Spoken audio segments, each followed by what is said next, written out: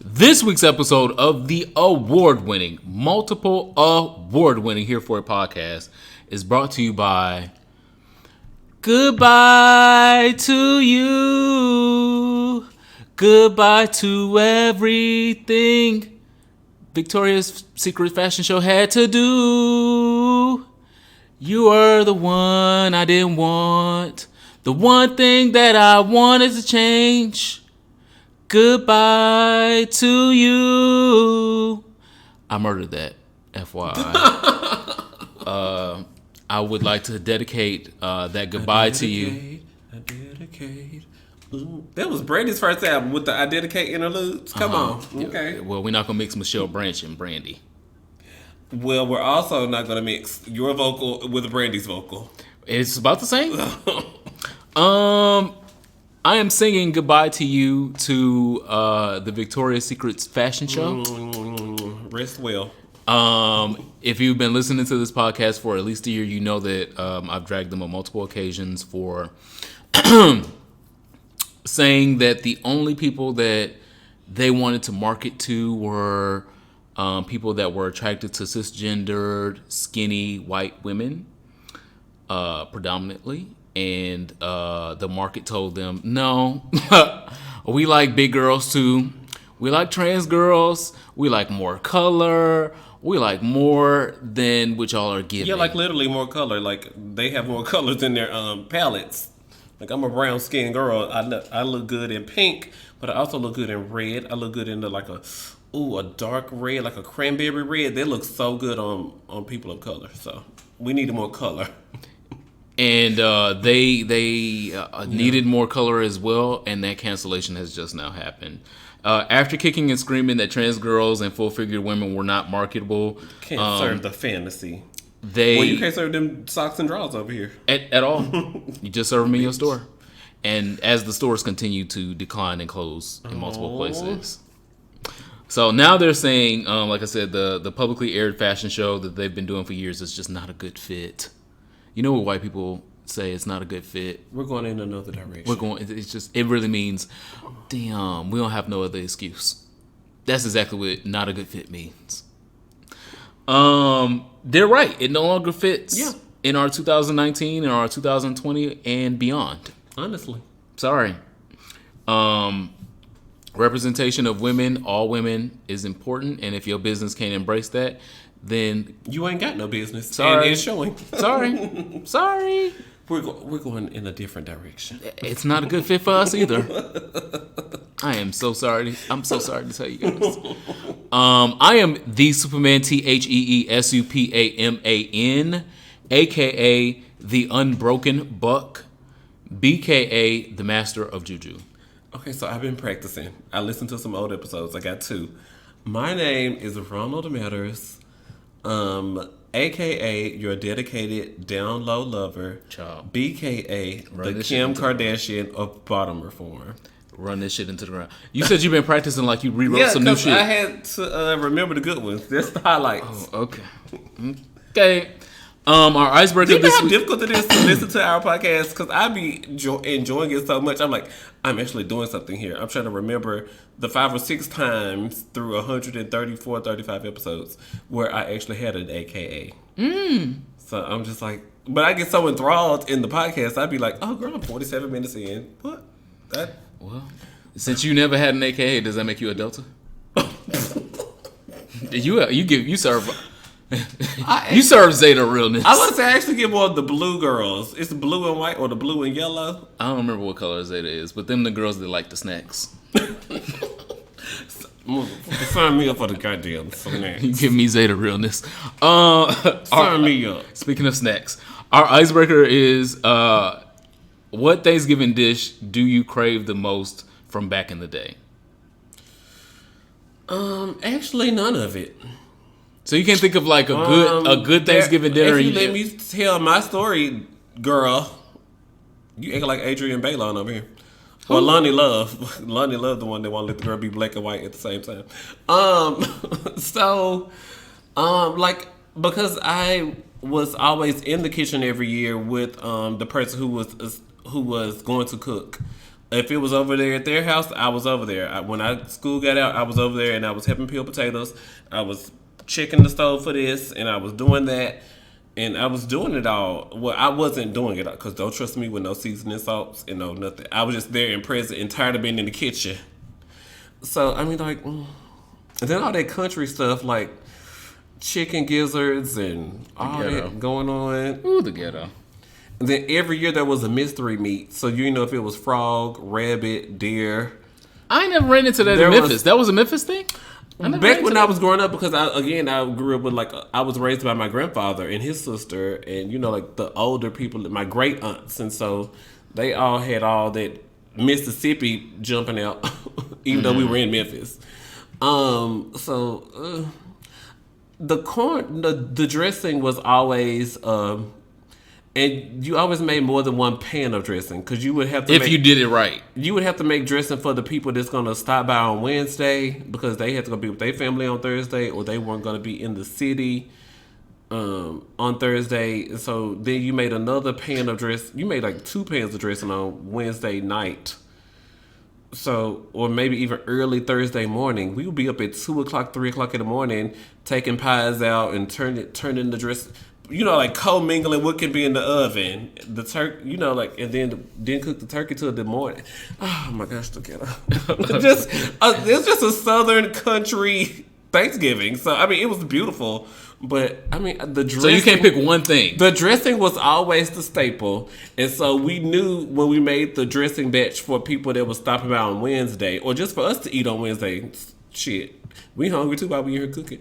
And so we were like, they need a little bit more of this. So the one that you're gonna make for Thursday, you can edit the recipe for the So the dressing was always so it can hit. You gotta make one to get it wrong, and you can practice with that one. But the one for Thursday, you gotta be. So because the importance of it, yeah, that's my answer. Ooh, long-winded icebreaker. Here we go. I got a podcast, y'all. So. I love the dressing from certain people. Like certain people made dressing the way that I loved it the most. Where if the dressing wasn't made in the turkey and then made outside the turkey afterwards, you could taste the difference. Where some people just made the dressing outside the turkey all the way, and it's not the same love in that dressing. No shade. If it's not made in the turkey and got turkey pieces in it, it's different. It's just like, this is just bread pudding. Yeah. But the Thanksgiving dish that I'm probably looking forward to the most, I don't know if I'm gonna get it this year because I don't know the household that I'm going to. I don't know if they're gonna make it. Candied yams. Here we go. I'm gonna get the macaroni and cheese that I love because I'm making it, so I already know I'm gonna get that. But the candied yams that I'm used to, like from back in the day when my mama or my grandmother would make the candied yams, I ain't gonna get. I don't feel like I'm gonna get it this year, but that's okay. You gotta peel them, then you gotta cook them slow. Yeah. Oh no. Then, of course, they didn't believe in that out of the can bullshit or out of the frozen section bullshit. You gotta that shit also started the night before. Cinnamon, because I'm like, you gotta slow cook it. You ain't cooking nothing fast. That's why you be in there 2 or 3 days. Yeah. By the time it's all over.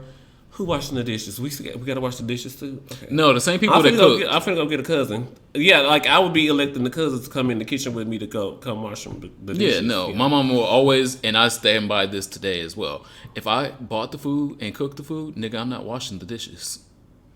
Oh, so you a stay-at-home mom? What kind of drink? Yeah, no, that's like I stand by that. That's an assigned, yeah. I stand by that. You ain't got no slaves here. So we would like to also know from you guys, what is your anticipated Thanksgiving dish coming up? The holiday is coming this week, and this is a Thanksgiving episode. So we are going to be thanking some people and dragging some others. Support for this ghetto ass podcast comes from a couple awesome donors and supporters. If you would like to support this podcast, you can go over to our Patreon right now, where you can get exclusive content and access to things that we don't give access to other girls ever. Thought about it. I'm thinking about this one thing I'm thinking about releasing. Like some people know and some people don't. And I'm thinking about releasing that on Patreon soon. Okay. And you won't know what it is unless you're a Patreon supporter. Honestly.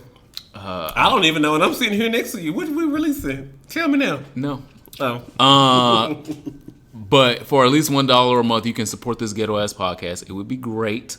We would appreciate it. A lot of you people that listen every week, you love this platform. You love what we have to say, and you tune in all the time. If you would like to continue this podcast, because we can't continue it without y'all, you can get over to our Patreon right now, and for at least $1 a month, you can help support this ghetto ass podcast. If you ain't got $1, the least you can do is make sure that you are subscribed. Thank you. Like this episode. Thank you. And please share it with your social media networks. On Twitter, on Facebook, on OnlyFans. Whatever you got, you can share it there.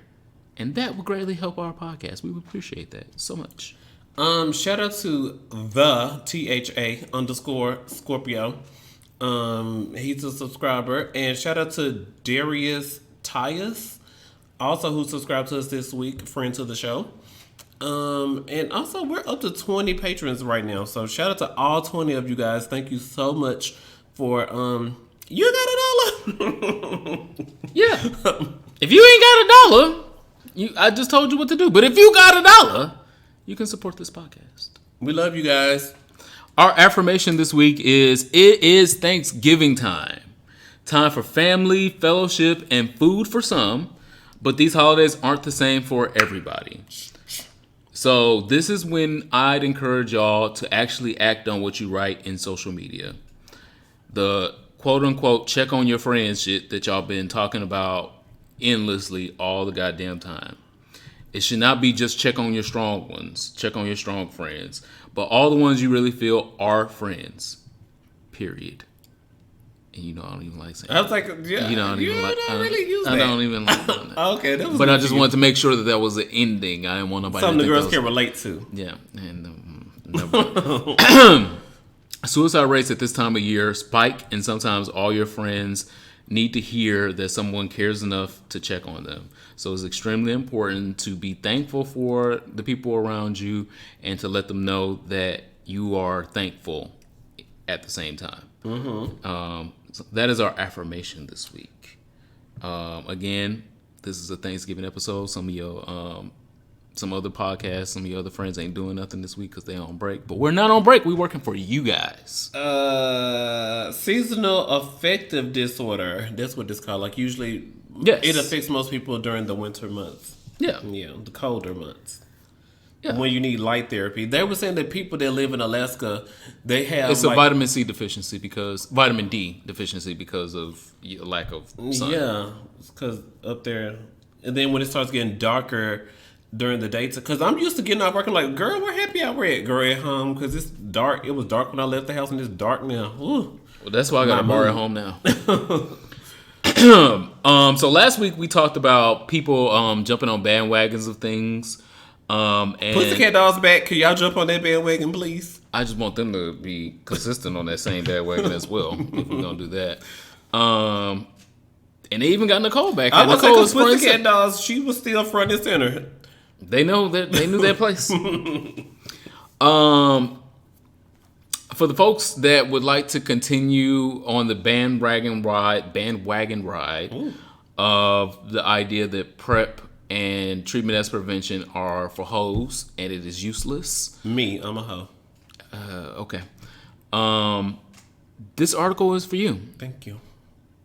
Out Magazine has reported that the track and trend of HIV infections in the New York area has dropped below epidemic lines and is now below 2,000 new infections in 1 year from the last 2018 study. They do them a year previously. Mm-hmm. And the new study said new infections were reported at only 1,917 people in all of the New York boroughs. So this is 8 not, million people in This New York. is not just in Manhattan. Less than 2,000. In Brooklyn. This is not just in Harlem. Mm-hmm. This is not just in Staten Island.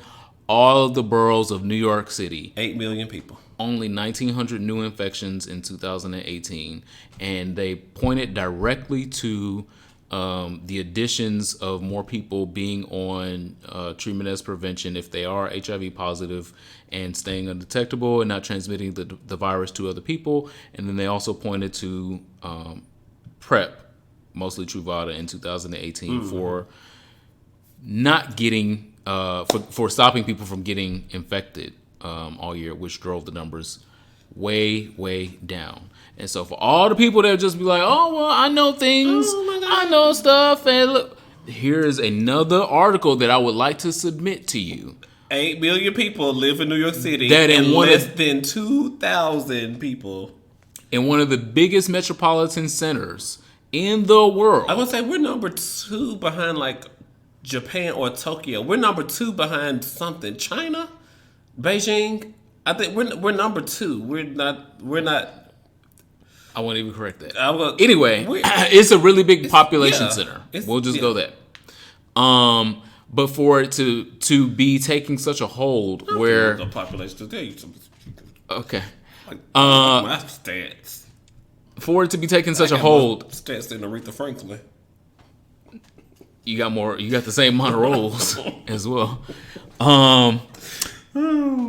For it to be taking effect like that, and for the reason that they're pointing to this average going all the way down below epidemic levels, should quiet a lot of these retractors that are talking about, well, girl, I don't want to do that. I don't want to take that. It don't prevent chlamydia though. It don't prevent. Your nigga don't prevent you from getting chlamydia either. You trust him.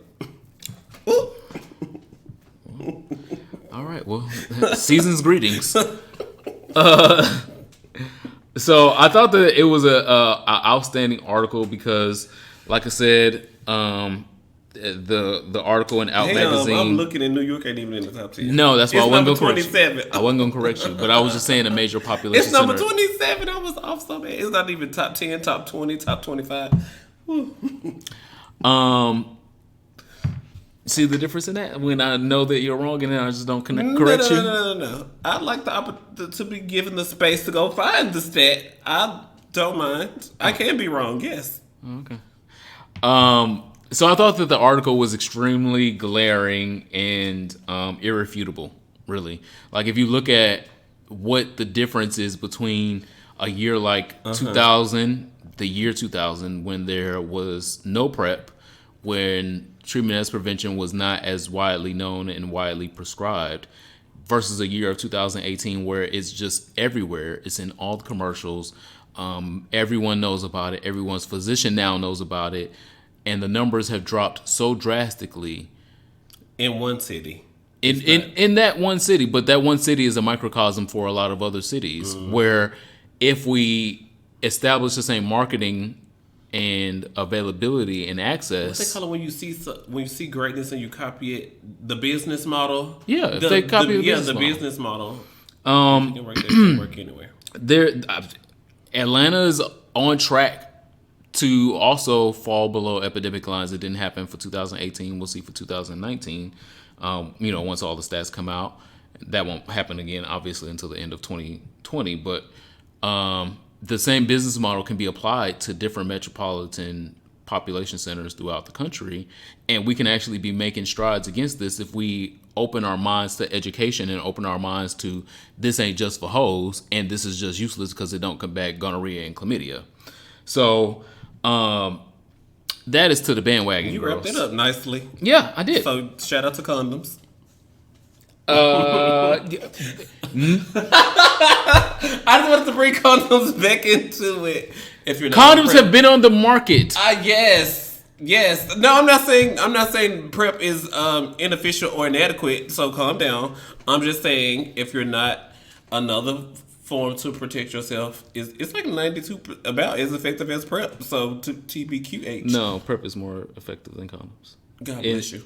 And so just in the transmission of HIV. There are options. Yeah, there are options. Because back in 78 and 79, when the first 5 people had the gay cancer, it wasn't no options. No, the condoms were an option when Grid was around. That is the Shout out argument. to Grid. Oh, I love when people say Grid. Thank you. That mean you old. Oh, Yeah, that means I know stuff. So when Grid came out, the year that Grid was said, when people said, "Oh, well, this is what this is. This is a gay cancer." Guess what was also available at the time? Sheepskin condoms. Sheepskin and polyurethane condoms, the same ones that are on the markets and on the shelves today. And that didn't stop anything. You know what wasn't available? People were adherents. People weren't. They weren't adherent to condoms. They when were they? What year? You tell me, Diane. When you were born. Obviously that shit. No, obviously that shit didn't work then either. Oh, didn't do no. Anyway, I'm not gonna tell her business on this goddamn podcast. The adherent to condoms. Anyway, next, Netflix is giving Kevin Hart a show. Bye. And it's supposed to center about. So am I gonna cancel my Netflix subscription now because I know Monique wanted me to do it like 3 years ago, and I was like, Monique's so silly. But for this, I think we should rally. Now, I'm gonna let you. You gonna join the lawsuit against Netflix?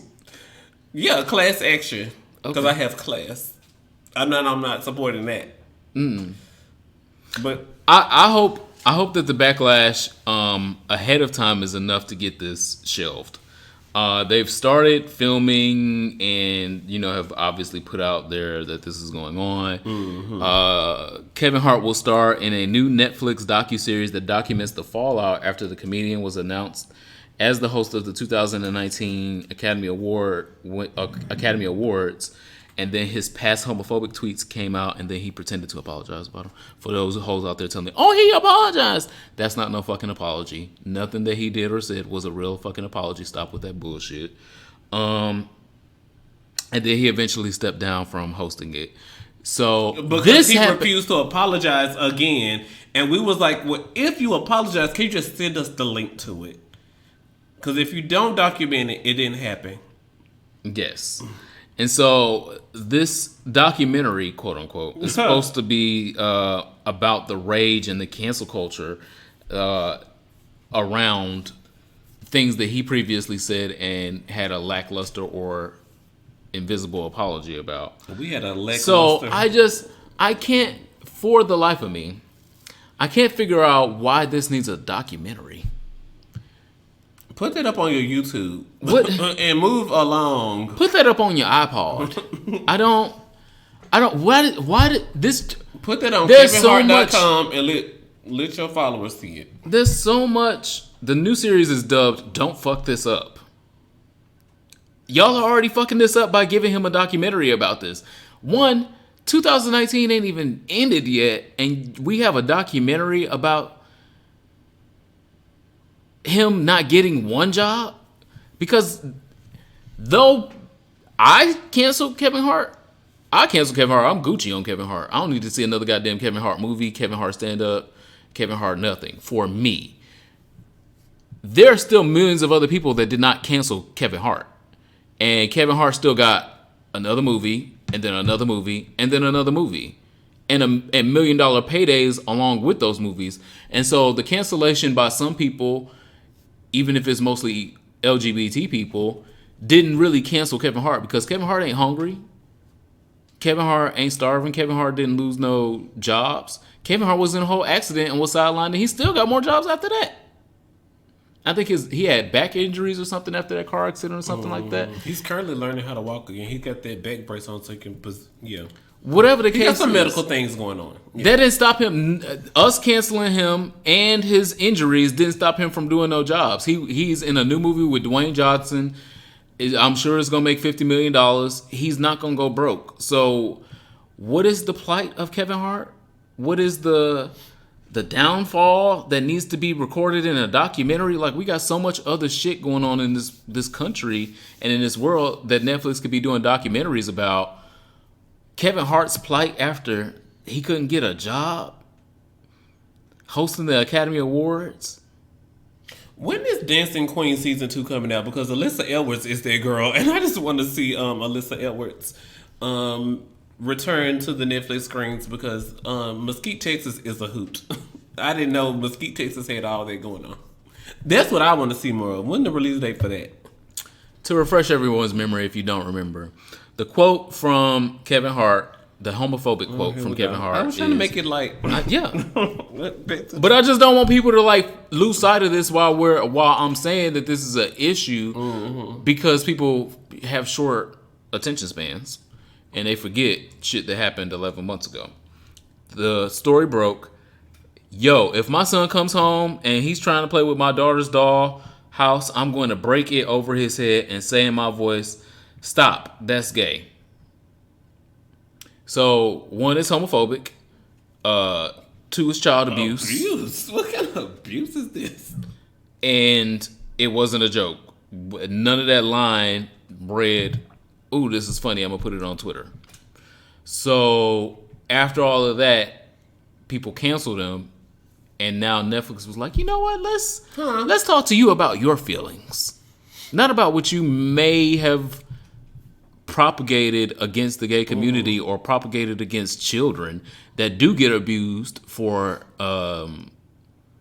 seemingly gay choices, because a child is a child, and a child, if you want to play with a Barbie, that don't determine your sexuality. It's shiny and pretty. That don't determine your sexuality in 10 to 15 years. It's just a fucking toy. So if you're playing with a dollhouse, he just wants to play with a dollhouse. It doesn't mean that he's gonna suck dick from here on out.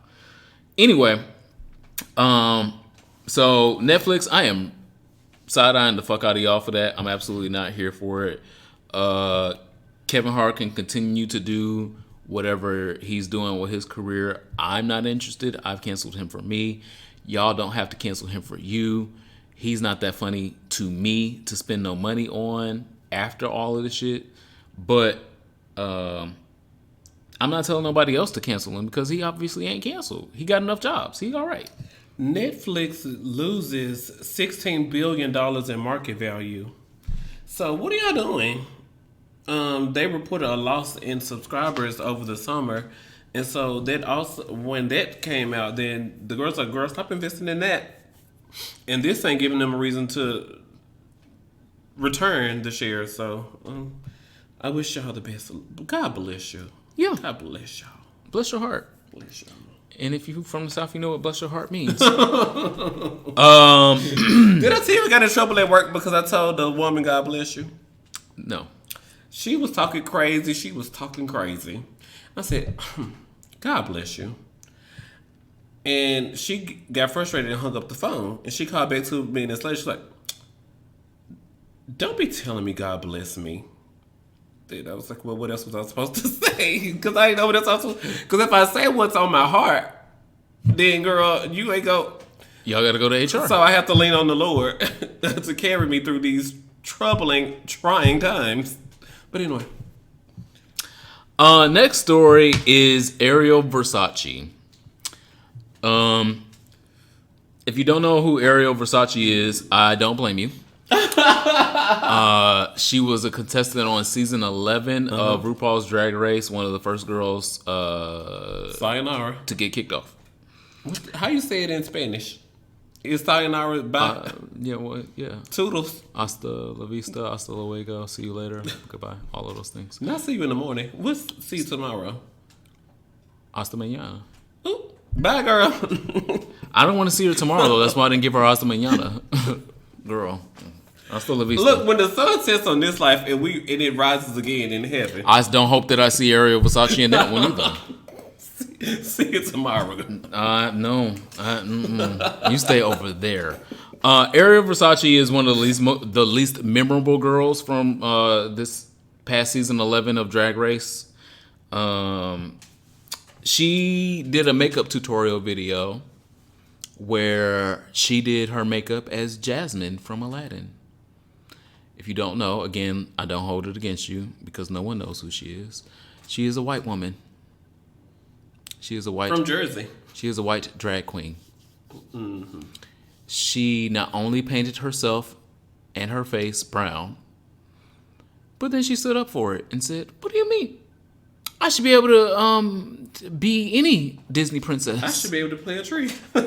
Scarlett Johansson would play a tree. Scarlett Johansson backtracked this past week actually in the Vanity Fair thing. Okay. But the story, she got something going on because she got a movie coming out and she know we ain't drag. gonna see that shit. Anyway, So Ariel Versace thought that she was going to be stage 1 of Scarlett Johansson, where And then I should be able to be a tree. no. Scarlett Johansson is a cisgender white woman. You are a gay white man. Y'all don't have the same amount of privilege. I know that y'all think that y'all do sometimes, and you don't. Okay, truth. And it showed up. And so after she did the tutorial, she got dragged by fellow Drag Race alumni. And this was like the week after Halloween when people were saying This explicitly. was past Halloween. This was in November. And that's what I'm saying. It was like the week after Halloween where we had previously been stating out loud for the past week or two, hey y'all, we know it's about to be a big reason for y'all to want to play around in people's culture. Don't do it. I mean, so like it had been in the atmosphere for like the 2 weeks prior to her doing it to not do it. It's like, bitch, you know I'm thinking about doing the Ariel thing. I'm gonna order these pants or go have somebody make them, and I'm gonna just put them in my closet till I can complete my look. If she would have did Ariel, which is Little Mermaid, that would have been fitting because she is also a white woman. She did Jasmine, a brown girl, a brown woman from Aladdin, and she also could have done Jasmine without putting herself into brown skin that she does not own. Or brown makeup. Brown makeup, yes. The Drag Race girls collectively dragged her, as they should have. Because everybody had been saying for the past 2 weeks, don't do this. And it was not Halloween, so she didn't even have the Halloween excuse to have done this. This was just a day in November. Yeah, it was just like, November the 8th, I'm going to just publish this. A day. So, the reason that I thought the story was notable was after the dragging and after the hundreds of thousands of follows and shit like that, and cancellation of gigs that she got. People canceled her from gigs. Here we go. She doubled down as the white person that she is. She apologized. No. This is Trump World 2019. I'm white. I don't have to apologize for being wrong. I literally thought you were going to say she apologized. No, she ain't apologized for shit. She said, "I'm doing Tiana the Princess from The Princess and the Frog next." Call me back. I gotta go. So I gotta go. She got all of this negative recourse for doing Jasmine, which is a Middle Eastern woman from Aladdin, and then she said, "You know what? I didn't do this. I didn't take a step far enough. I'm gonna do an African American princess." I be seeing where I be seeing. Come on, Memphis. So where they use it's a fictitious character and anybody should be able to see themselves in elements of themselves in the Disney princesses. Disney's a global brand and blah blah blah, and black girls get see, that's where you lose me. Well, black girls get to be Cinderella if they want, and how come me as a white woman can't be a brown, they don't have to powder their nose character to be Cinderella. They just dress up as Cinderella and you know who the fuck that is. Like anybody who puts on a light blue satin gown with a blonde wig can be Elsa. You don't have to just do all this the other steps. And then double down on your steps and say, "Oh, well, you know what? Brown wasn't enough. I'm going black next." Look, I be looking at the caramel complected boys and I'm like, I'm going black next. I need some chocolate in me. Okay. Well, put that on your Christmas list. I told y'all I'm getting a toy. I just haven't picked the toy. I'm on the Amazon trying to get the Cyber Monday deals. Come on the iPod. So when it's vibrating at my package and shit, I'll be vibrating later. Hello. Where is your scooter? Next, the American Medical Association. Oh, those are the musical ones.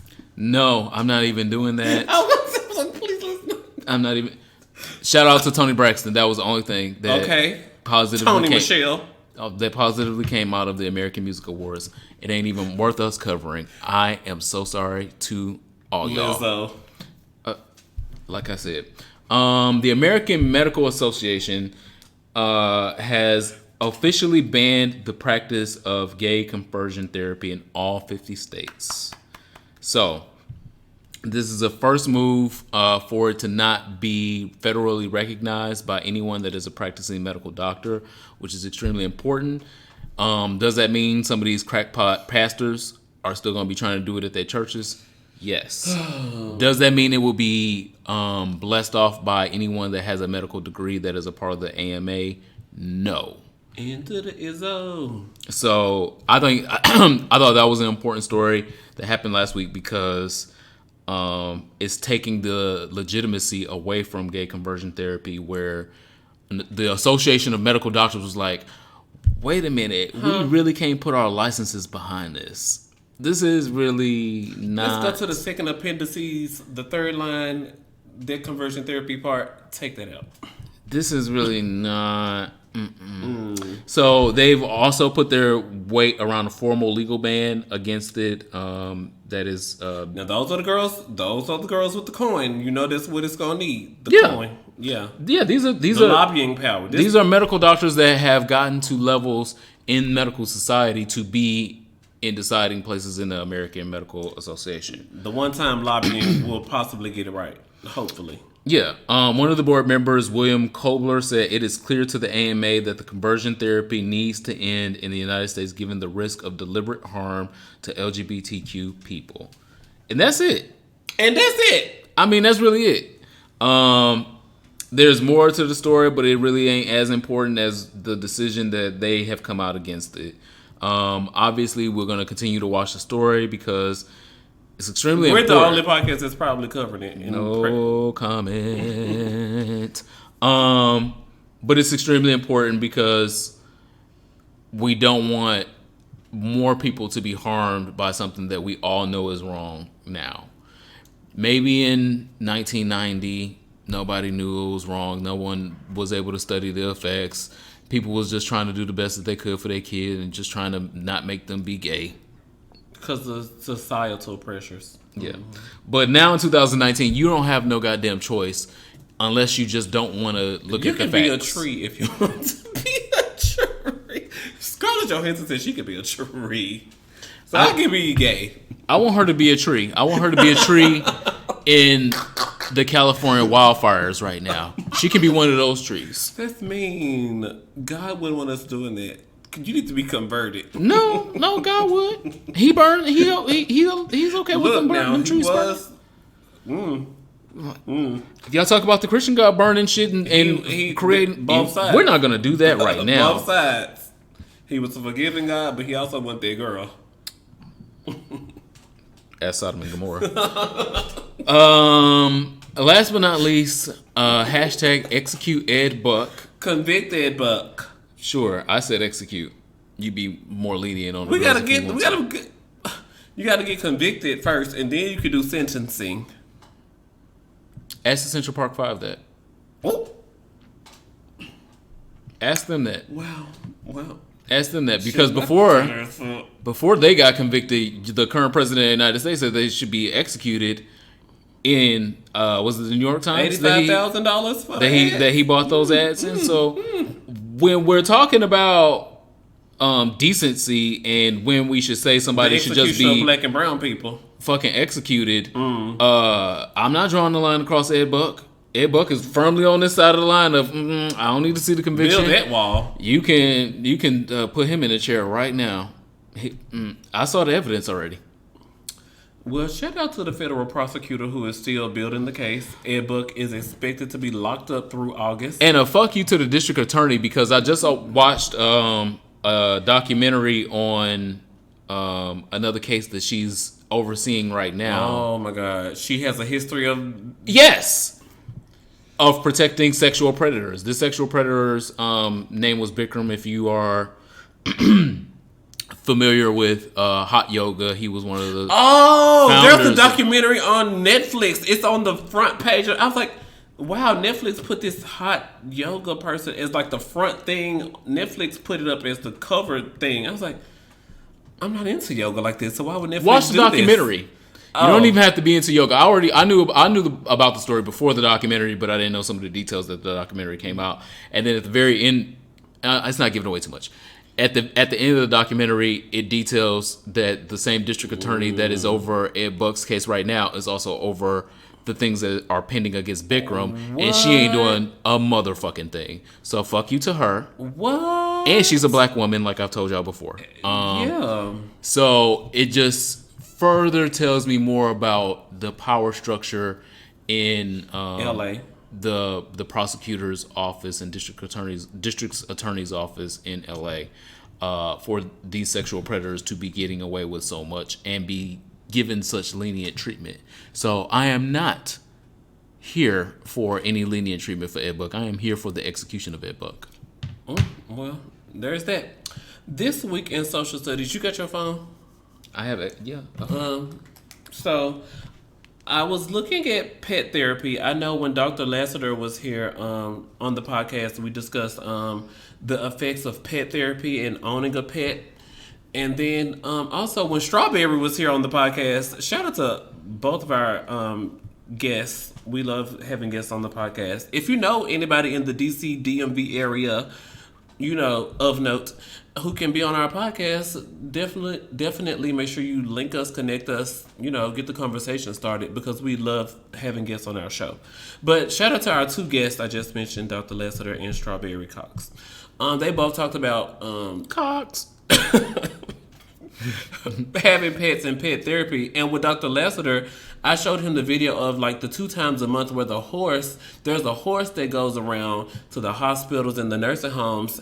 And I'm at end of life. I'm sitting here in critical care. And my nurse walks in with a horse. Bitch, that changes the morale. It's like, bitch.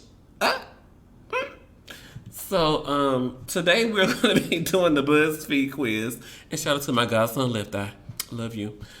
Hyper. Your badass. Hyper.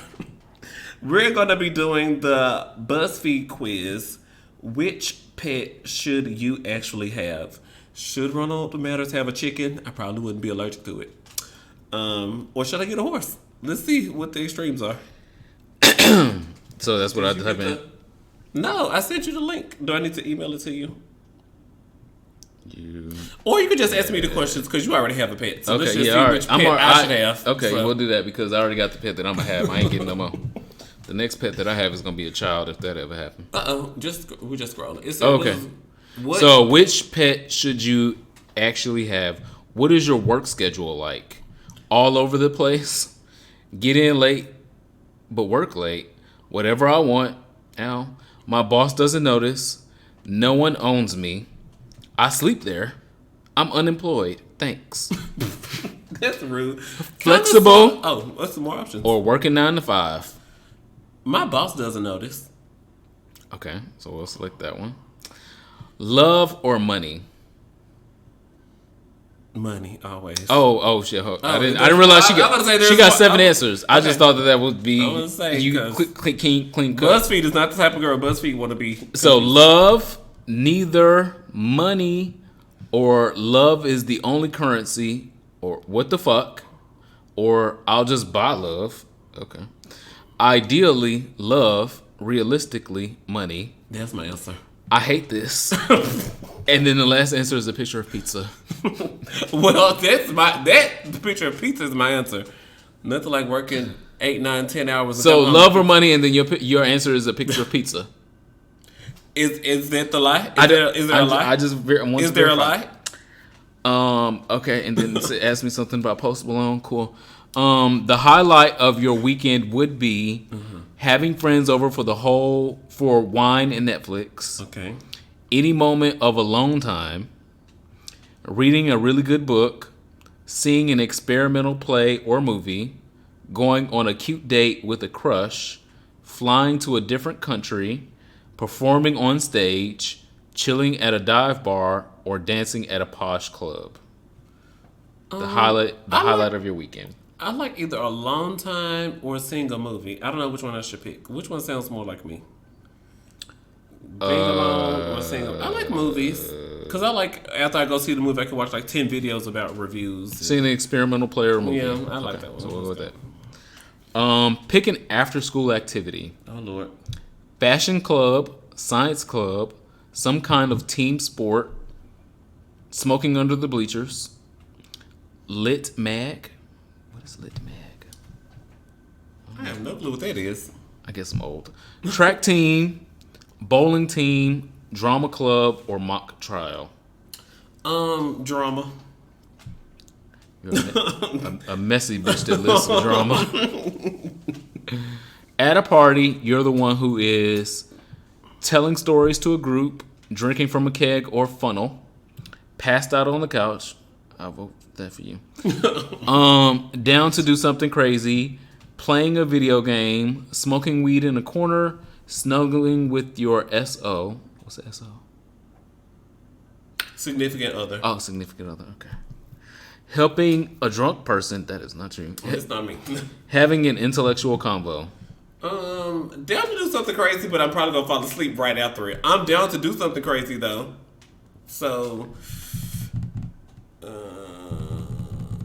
passed out on the couch. Passed out on the couch, like I told you. Yep, that would be you. It is the first day of a nice spring weather. You go for a stroll. Allergic. Jog in the park. Allergic. Host a picnic. Girl, allergies. Go swimming. Duh. Allergies. Drive with the windows down. No driver's license. Switch to a t-shirt and shorts. That's me. Go on a last-minute road trip. Who gonna drive? Do nothing. Do nothing differently. Lie on the grass and read a book. Put on my shorts because I like showing off my legs. Pick a Coen Brothers movie. I don't think that you know any of these. I don't know any of them, but let's see what title sounds cute. Fargo. The Big Lebowski. Who's a What's It It? I ain't even heard of that one. No Country for Old Men. True Grit. Inside Llewyn Davis. Yeah. It really ain't what you thought it was. Raising Arizona. The Lady Killers. And Burn After Reading. Burn After Reading sounds like a cute suspense girl, but The Lady Killer sounds like a cute version of Danny Came from the 70s. You wouldn't watch any of these movies, actually. I've seen like a few of them, and I know you. Is there either one of which one is the closest? I'll let you Probably No Country for Old Men. Here we go. It won awards and stuff. When dating someone, your biggest deal breaker is coldness, being really boring, being too uptight, shyness, not reading enough books, offensive language, messiness, clinginess, being too independent. Which one do you think is mine? I don't know. When dating someone, your biggest deal breaker is probably too shy, because I mean, if he ain't talking to you and you ain't talking to him, then y'all ain't talking. And I need attention. There's that. Okay, so someone offers you $100 to eat questionable bacon. What do you do? Eat it. Okay, that's the first one. I ain't even gonna go through the rest of them. Eat it. Thanks. It says eat it up. Cool. Pick a pattern. The rainbow stripes. I can see all the. Yeah, I don't want no polka dots. I don't like shit like that. How responsible are you? I can be flaky, but I'm responsible when it counts. Very. I'm a free spirit, baby. Yeah. I'm taking this instead of studying, so... No, okay, I'm from on BuzzFeed. Yes, but no one believes me. I am responsible, but no one believes... That's it. I was waiting on that one. Okay. I am responsible. I am very clean, so Lies. yes. Working on it, Mom. Lies. I have to be. Things work out. Oh, things work... How responsible am I? Things work out, girl. Things work out. This should be the last one. How often do you cook dinner? Never. Which whatever means never. We can for yourself. I don't see no. The cereal count is probably okay. The Does cereal count? How am I feed that pet? She gonna give you a goldfish. Describe where you reside. So small, cozy, but I live near lots of parks. People say that I have a lot of space for this area in a 1-bedroom apartment, so I'll go with huge. It's a dorm. Huge. It feels like a dorm sometimes. Inconsistent. Teeny, but it has tons of light. Moderately sized, but cozy. 4x4, basically. And lastly, a trailer. I think this is a decent sized 1-bedroom. So whatever. I want to say huge. Okay. I've been to some other apartments in it. You get a capybara. Oh. A capybara. Okay, y'all, give me that for Christmas. They shit a lot. You're a sweet, dignified person with a love for adventure and new people. You are the wisest, but most comforting of your friends and need a pet to drive that point home. It's not cute. I can't check in on Instagram with this. It is ugly, and they shit a lot. I don't know how they got to that result. Okay, so I would recommend this quiz, but I'm not recommending this quiz. Which pet should I get? Not which BuzzFeed recommended. I feel so devastated. I was like, I'm gonna take the BuzzFeed quiz, and Superman is gonna. We're gonna have to do like doggy dates. Oh no, not with a cat. My dog will eat a capybara. No, I wouldn't suggest that. It'd be a bad investment on your end. He'd be like, "Ooh, well, I ain't got nothing left." Well, Then we down to the Queen Supreme Court trying to figure out Tia's medicine go. I ain't going. I'm like, well, shit, he disappeared. This week in sexual health. Last week we talked about the proper physical care of your dick. Woo! Penis. We're using medical terminology here. We're educated. You went to nursing school. Doctors and nurses. The phallus. Doctors and nurses still call it a dick. So I'm saying what I'm saying. Okay, all right. So I figured I'd extend that with things that can mess with your penis health. Quoting from an article from Health magazine. And 5 of the things that they talked about that can mess with your penis health, meaning not just the like cleanliness aspect, but like the functionality of your penis. So when you think about, do I get erections like I used to when I was 20? Do I get them as frequently? Are they as hard as they used to be? Do they stay as hard as they used to be? Do they stay hard without medications to help me stay hard? These 5 things are some of the things that Health Magazine highlighted that you should be taking a look at to maintain the best of erections and the most erections as possible, regardless of whether you are a top, bottom, verse, or fully versed top. Number 1, over alcohol abuse. So if you are having shots like we are going to have for our last call here in a little while, you can be fully aware that alcohol, depending on the amount and the type of alcohol that you're having, is going to have an effect on your erectile functions. Some people have like 3 shots of Hennessy and their dick will be hard for 3 hours. Other people will have 1 shot of Jack and the dick won't move for 2 days. So be aware. Oh, I'm not breaking news here. What? I'm not breaking news here. Well, I mean, it's good because you let it build up so I can get a splash later on my face. But okay, all right. So, misuse and overuse of alcohol can affect your erections. That is all over Health Magazine. It's all over a lot of places that will talk to you about healthy erections. Next, obesity. Your favorite type of niggas.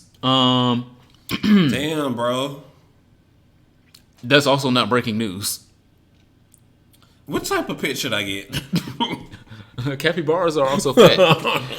So then maybe they had something right. But obesity can impact your erections because obviously if there is a lot of things blocking blood flow throughout your body, that is going to block the amount of blood flow to your penis, which is going to diminish the strength of the erection that you have and diminish the amount of time that you're going to be able to sustain that erection.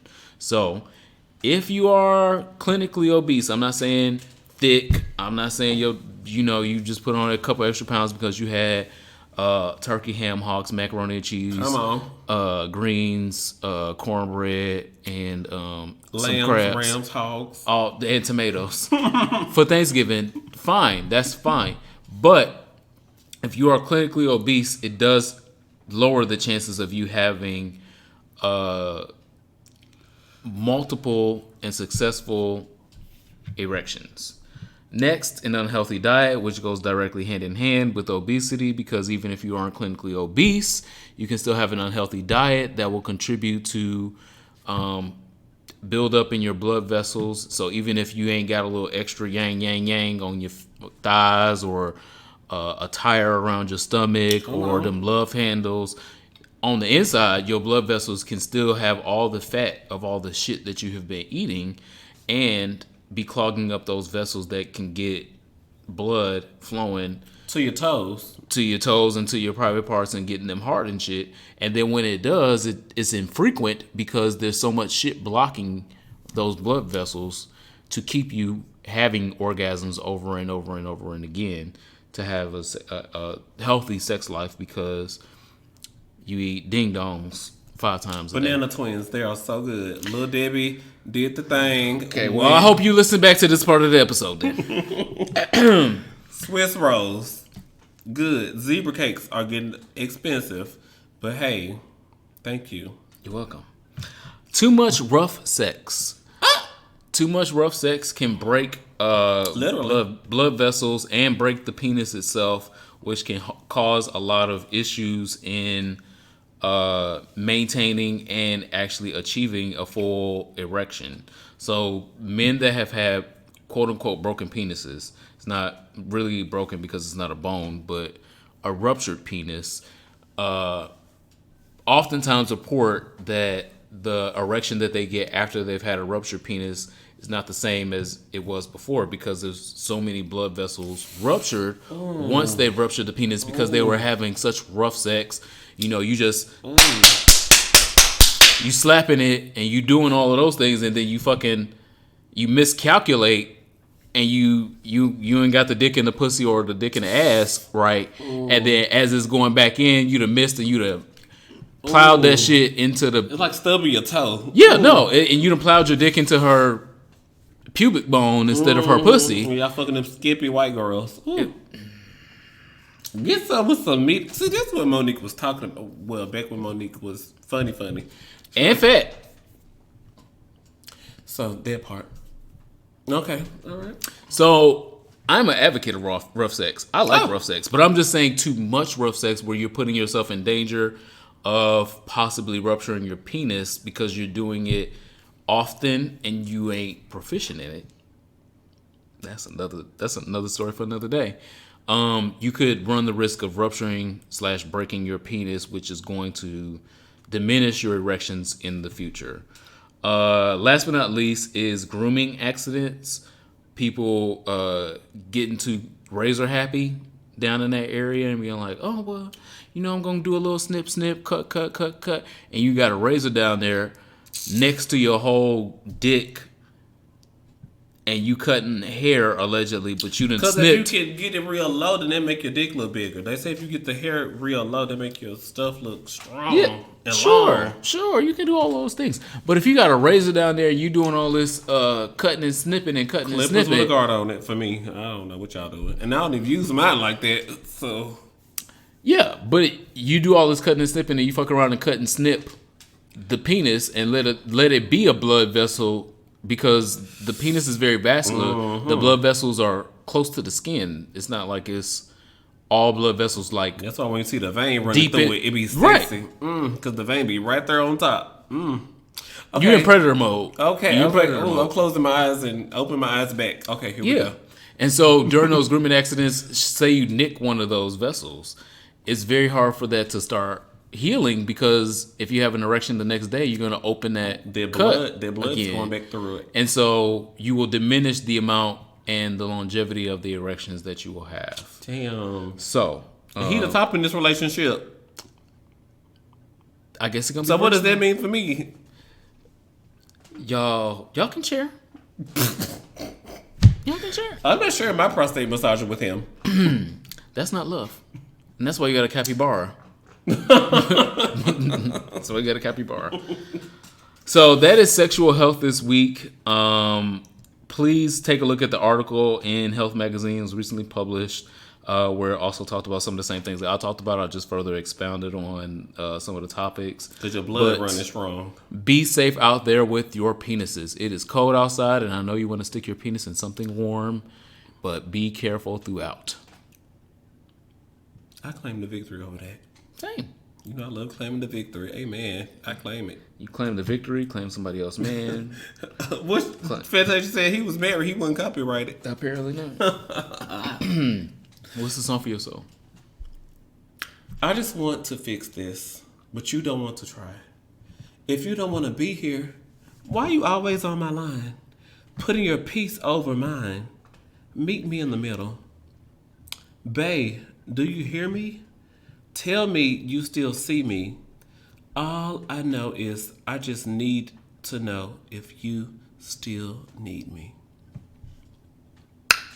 That is Touch and Go by my friend Tinashe featuring Six Black or whatever he pronounced it as. Child.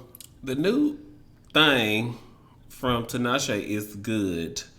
The whole thing? Shout out to Feelings. Shout out to Link Up, Touch and Go. She's got like 4 or 5 good. In the current single that's already out, she has a video out for it. She got some things on there now. And for Tinashe's good fans, we got what we were looking for. And for people who either wanted the serious, emotional Tinashe, it was the perfect mix of that with a little bit of the all hands on deck, 2 on. It was the perfect mix of all of it. It was her career, what we needed. So shout out to Touch and Go by Tinashe featuring Black. That's the song for my soul this week because the relationship is in turmoil. She's trying to make it work. He's acting like he don't care, but he know he does, and so his messaging is real inconsistent. But Touch and Go, that's, when relationships get like that to those breaking points, it perfectly gave what Roller Ray says. It wasn't even giving what it was supposed to give. But Tinashe got it right. And that's the song for my soul. Work out, Tinashe. I like the cover art where she looked like Left Eye. Yes. So that was very recent and mine is very old. Uh-oh. Left a good job in the city. Come on, we gotta do the roll of hands. Working for the man every night and day. Uh-huh. Haven't ever lost 1 minute of sleeping. Worry about the things might have been said. Uh-huh. Big wheel keep on turning. Proud Mary keep on burning. And we're gonna do it. Rolling.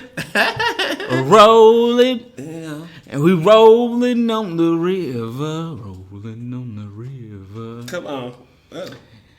Oh. How did we get here? I'm about to tell you.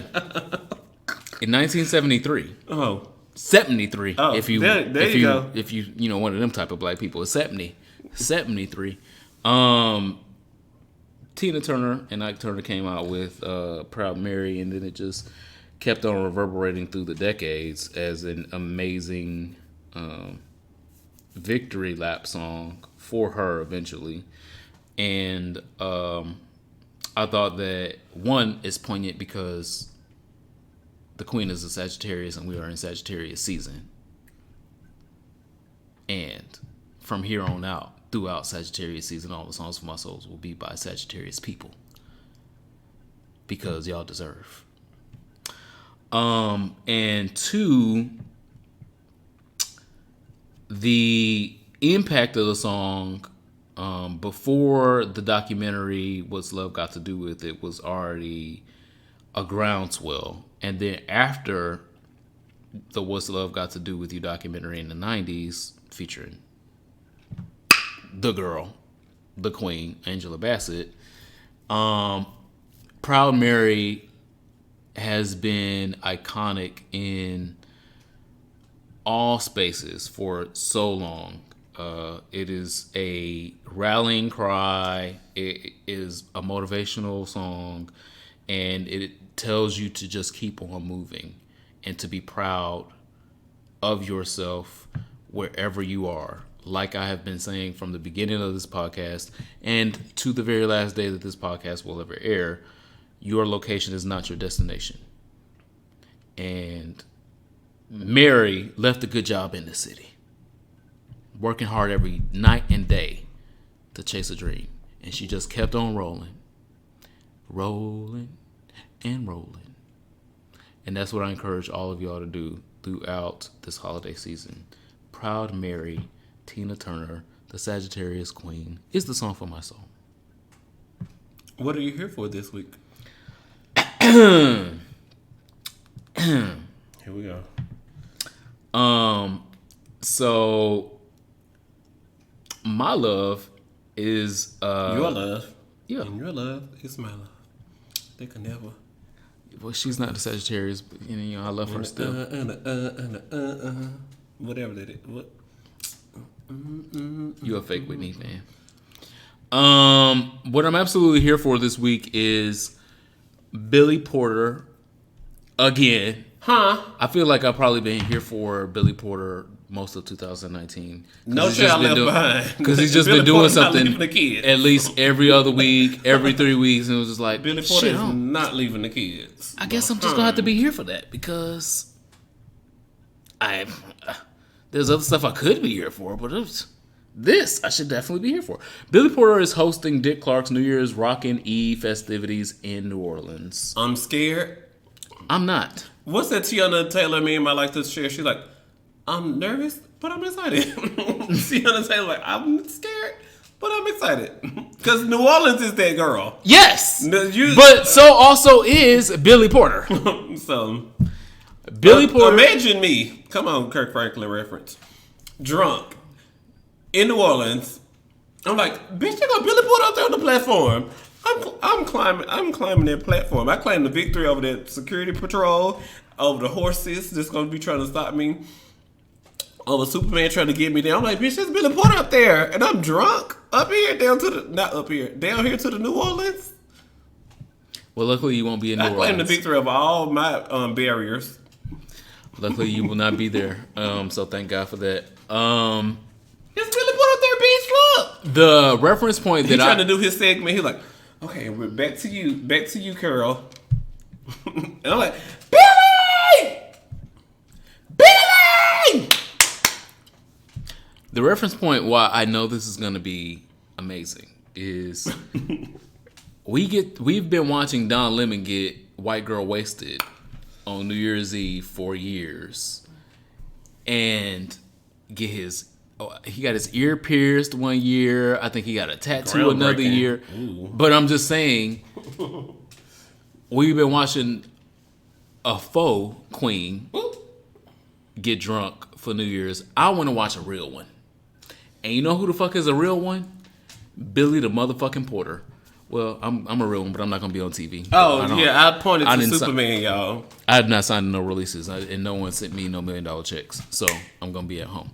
But Billy Porter is a real one. And if anything, I want to see Billy Porter drunk in New Orleans on that program. Because who else is doing it? Ryan Seacrest is doing it from a different location with Lucy Hale. I don't even know who the fuck. Hey, Lucy. Whoever you are, shout out to Lucy. It's always got to be a white woman. Yeah. And then Sierra is also going to be joining him. Look, the music ain't working, nor is their new single. The girl said, stop calling, what's her name? The black girl who writes. Laura Gibson? No, the girl that writes the music. They told us to just stop calling her because you be wasting her time with your music. Well, anyway. The girl from Pitch Perfect, I can't think of her name right now. Oh, I didn't watch that. I know bullshit. you didn't watch Pitch Perfect, but I'm absolutely here for it. I can't wait. This is the only thing I'm interested in. Y'all can leave Dick Clark at home. No shade. Well, he's dead. So. Oh, I thought he did. Dick Clark is dead. That's why he's not. That's why Ryan Seacrest became the host because Dick Clark. No, Ryan Seacrest was still doing it, and then Dick Clark was like old and decrepit in the back. He was sick, and so Ryan Seacrest started hosting. Because the Dick Clark Rockin' Eve was the one I used to watch as a child growing up every year. And so when Ryan Seacrest started hosting it, I was just like, oh, okay. And then I think like the second or third year that Ryan Seacrest hosted, Dick Clark passed. Yeah, I can remember them hosting. It wasn't like ever like fully together. It was just like Ryan Seacrest doing stuff over here, like host, and then you're like, "Hey, Co-anchor. Dick." Yeah. And I don't remember him actually dying, but it's not like I like cared. So. Okay, well, this week Memphis, Lord, Oh shit, he died in 2012. That's what I was like. He said. This has been 7 years. I've been thinking Dick Clark was still here. And so you see how I allowed you the space to research? Because it's fucking Dick Clark. He's legendary, so you should know. Yes, I agree. The latest population stats. Cool, you can get those. That's more important than Dick Clark. Memphis, Lord Jesus, it's troubling my heart. My here for it this week.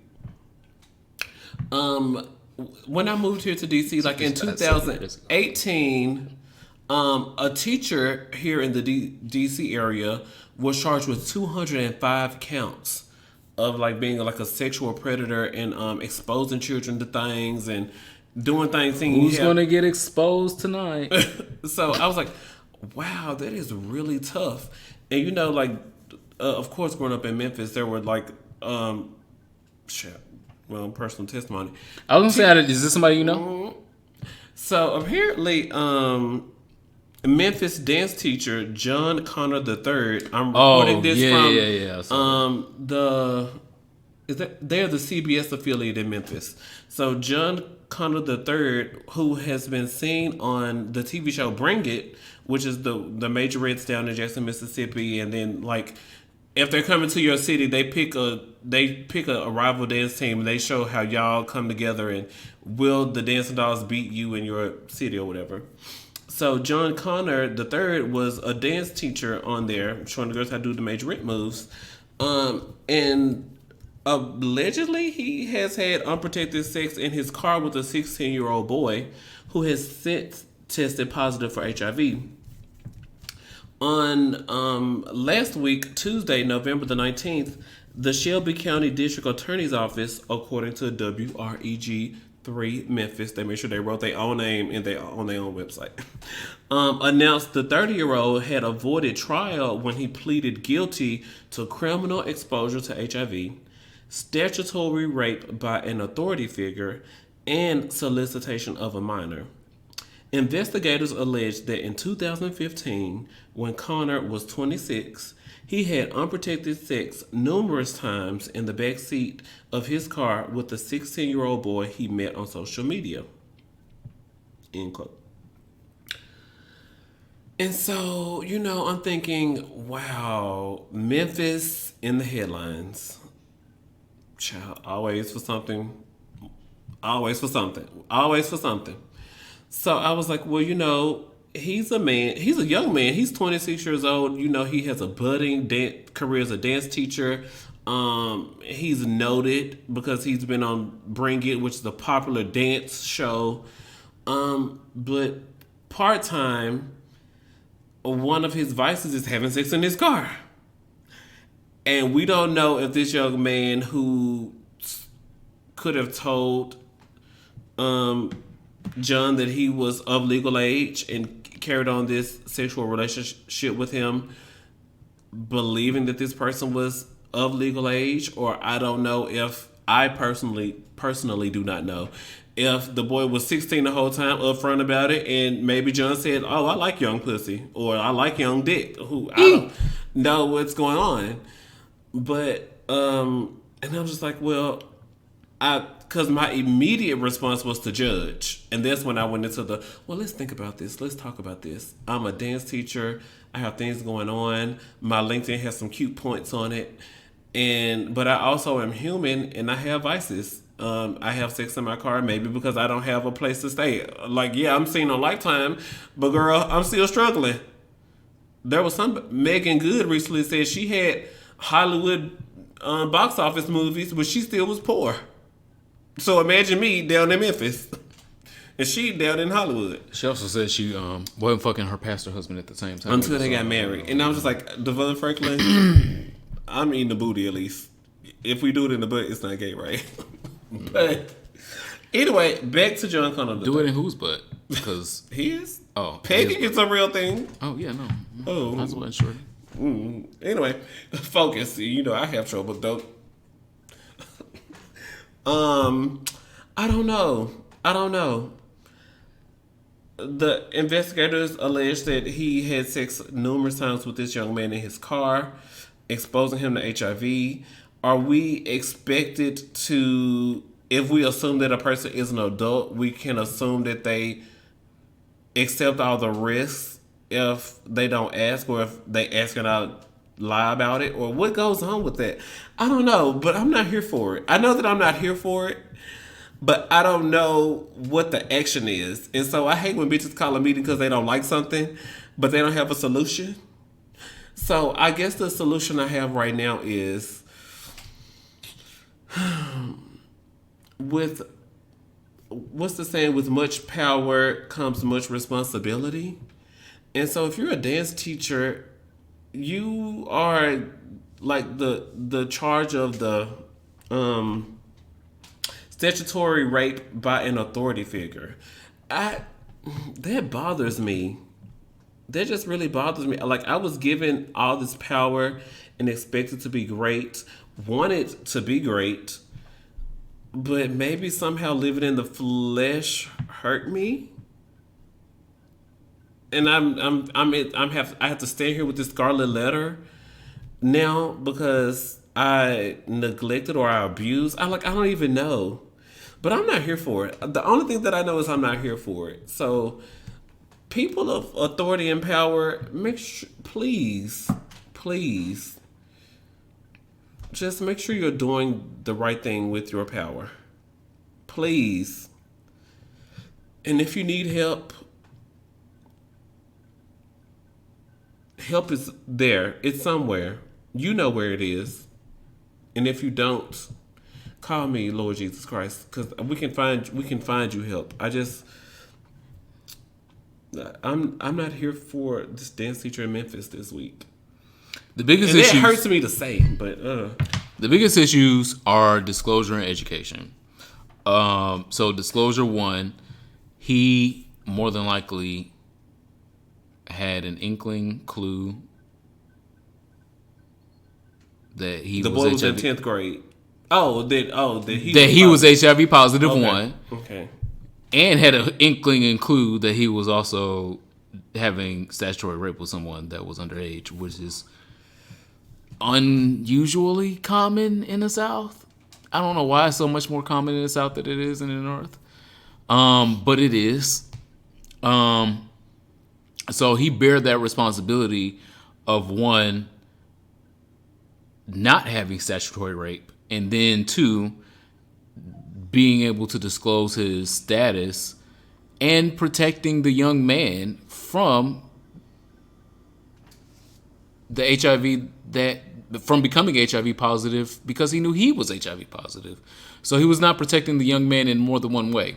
He wasn't protecting the young man from HIV, and he wasn't protecting the young man from statutory rape from somebody that knows a lot better, that's supposed to be an authority figure. That's supposed to be somebody that you look to for guidance.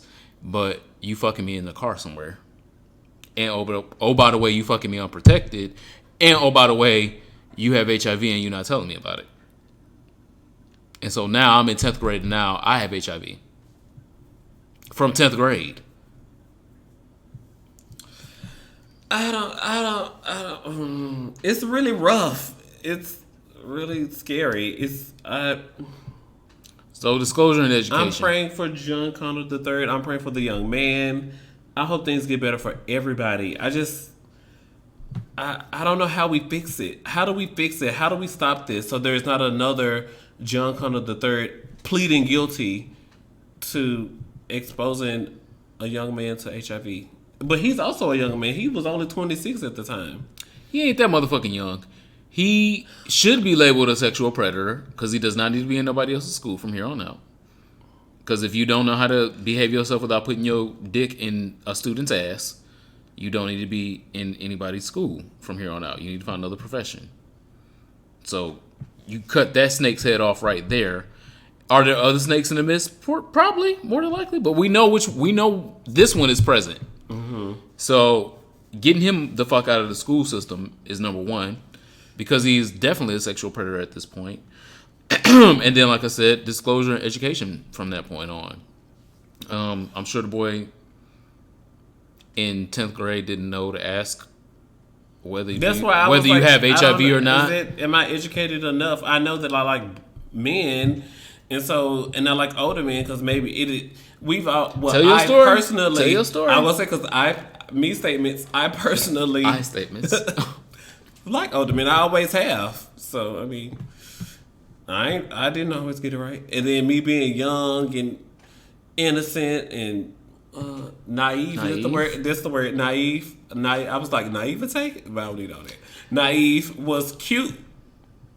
So I was. He thought the same things. Maybe, I don't know. So I'm just like, I don't know what's going on, but how do we fix it? How do we stop it? It's a personal education it's so and personal disclosure. It's a and removing a sexual predator from Memphis. It's just so I don't. And labeling him that sexual predator, so he should not be able to go to Nashville and go to the school system in Nashville.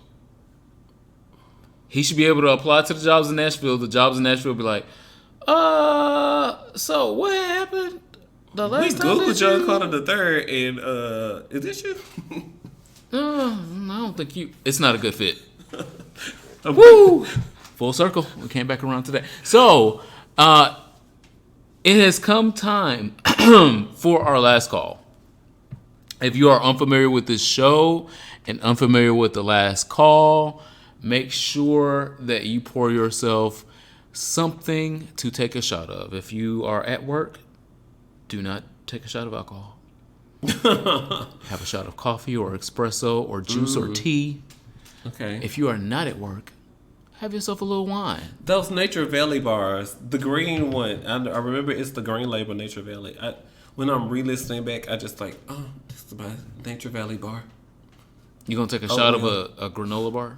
How you gonna take a shot of a granola bar? I have only child syndrome. Everything is entertaining to me. Okay. You and Left Eye agree on that. That's why I asked you when Left Eye was gonna get a sister or a brother. He's the cutest dog. He just got a lot of energy. Okay. He do. Last My call. uterus is not set up for that. Let's just do that. Last call. Last call. Here we go.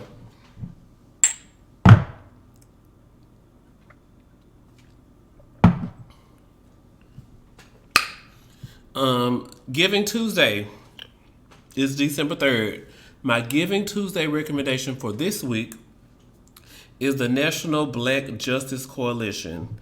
They are an American civil rights organization focused on education and advocacy, primarily, not all the time, everything they do. You know, you gotta actually help other girls sometimes, but primarily helping the LGBT community. Right now, the National Black Justice Coalition has partnered with the NAACP for education on transgender education, like the basic terms, what transgender people go through, living as one person on the inside and one person on the outside, and trying to make both match. So I definitely appreciate their current initiative, and I love that the National Black Justice Coalition is partnering with the NAACP. So make sure we are supporting their efforts by going to nbjc.org and finding the donate button on their website, and also finding out what other initiatives they have, because they can walk and chew bubblegum at the same time. Hashtag Giving Tuesday, December 3rd. Make sure that after Black Friday, Cyber Monday, you leave a little bit for Giving Tuesday. And locally, Us Helping Us is also doing Giving Tuesday as well. Yeah, I'm sure all nonprofits are accepting donations on Giving Tuesday. All of them not worth it, though. But locally here in the D.C., Maryland, and Virginia area, Us Helping Us is also doing Giving Tuesday. Yeah, because they're doing free therapy, and they have the Raw series where they have the 3-day cabin trips where they focus heavily on education and mentorship. Yeah, Us Helping Us in DC is definitely another great recommendation. And before I go off a cliff on that, I am going to do this. My last call is to King Esther, spelled King, common spelling, and Esther, Ester. It is a coming of age story about a trans teen chasing her dreams against all odds in New Orleans. The web series is hosted by Issa Rae's YouTube channel and stars trans actor Rowan Amon. And I think that they may have misgendered her In the article. It's Rolling Out magazine. Yeah, rolling out. I wouldn't expect them. I apologize if they have misgendered her. The series touches on some heavy topics, which one of which is survival of sex work, something the main character Esther, so yes, they did misgender her, engages in because she sees no other way to support herself. So this is a story. It's going to be apparently on YouTube. That is also blessed off by Issa Rae. Yeah. And I like to see these type of stories being pushed to the forefront. Hopefully there's a budget behind it. Hopefully Issa Rae puts a lot of creative control behind it instead of chasing remakes of Set It Off. Set It Off. Because Vivica Fox said, girl, no. It's a classic. Leave it alone. I said no. In the premiere of King Esther, there's a graphic scene where the character is performing sex acts for money. It was a hard scene to watch. It appeared to be very degrading and a humiliating experience. And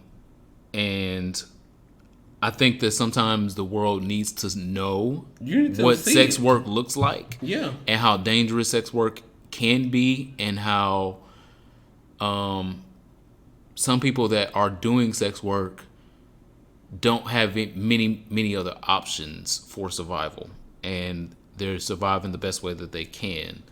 And so I'm grateful to see someone actually putting this to film.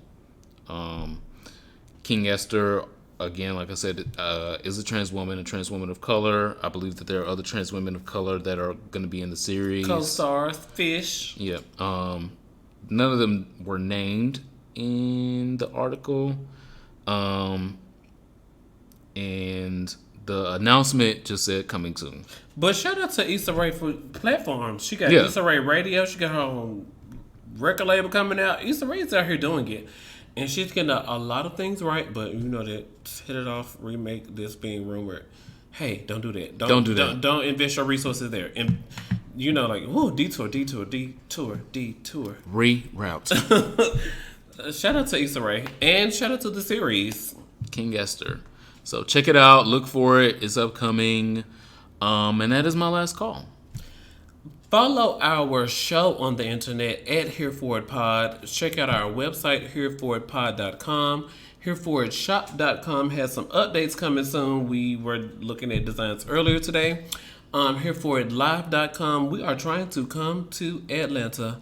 If you know an organization or a rich man, let us know. Connect us with him, and we will connect you guys with a date to come see us in Yeah, let's go on a date, Atlanta. And my name is Ronald Matters. Follow me on the internet at Ronald Matters. I was going over my things, and next year will be 10 years of RonaldMatters.com. Woo! A little black gay boy in Memphis, in the bed with my laptop. And here, look at me now. Look at me now. Hey, back when Chris Brown was not canceled. So, yeah. This is me. Very star realness.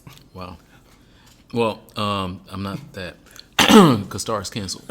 I am the Superman, TheeSupaman. Still AKA the Master of Juju. Make sure that you guys stay tuned. We have more great stuff coming up for you. Take your Truvada, and the revolution will be televised.